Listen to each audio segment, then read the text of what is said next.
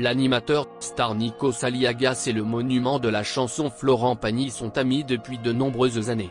Devant l'annonce au sujet de la tumeur inopérable au poumon de ce dernier, le présentateur franco-grec de The Voice ne pouvait manquer de lui rendre un vibrant hommage. Nikos Aliagas est une figure bien connue du public français. Cela fait presque 30 ans qu'il a commencé sa carrière. Ce que l'on sait moins, c'est qu'il est né en France et n'a jamais vécu en Grèce. En effet, Nikos Aliagas est né d'un père grec qui a émigré en France. C'est là qu'il a rencontré sa future femme, et ensemble ils ont le petit Nicolas.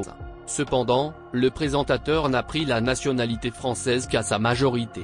Il maîtrise 5 langues, ce qui lui ouvre les portes de la chaîne d'information continue Euronews en 1993.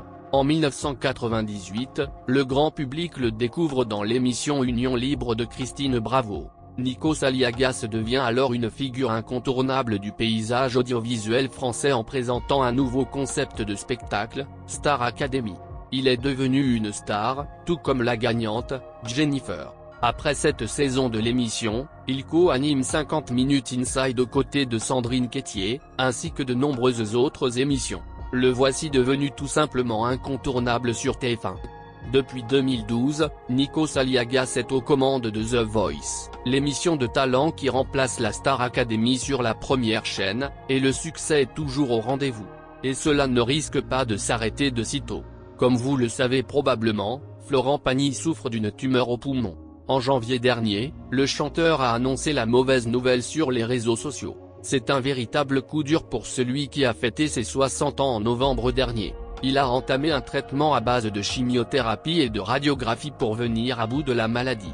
Même en sachant qu'il est malade et qu'il suit une chimiothérapie en ce moment même, les fans n'ont pas pu s'empêcher de réagir et d'être surpris en voyant son nouveau look.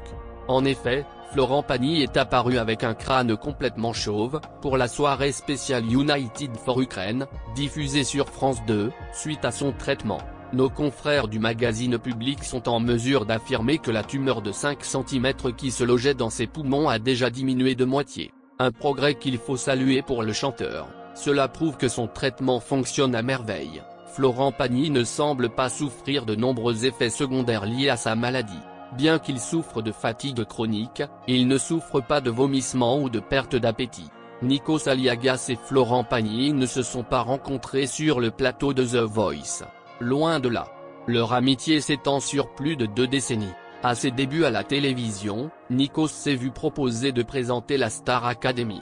L'émission était vraiment révolutionnaire à l'époque. C'était la première émission de télévision à intégrer la télé-réalité, un genre qui était apparu en France seulement un an plus tôt avec Loft Story. Et le parrain de cette toute première édition, que Jennifer a remporté, n'était autre que Florent Pagny.